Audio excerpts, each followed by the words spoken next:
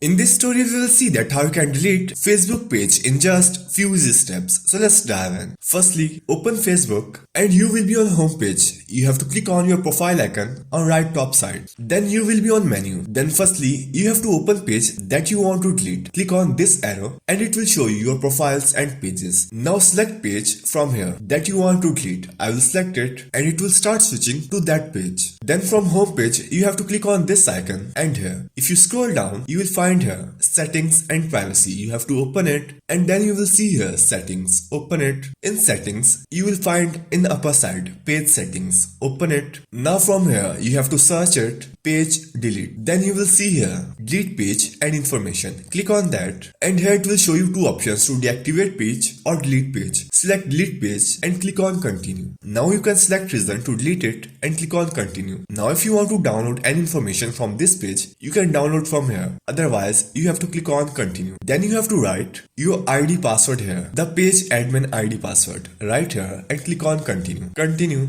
and then finally it will give you an option to delete page. Click on that and your page will be deleted. So that's how you can delete Facebook page in just few easy steps.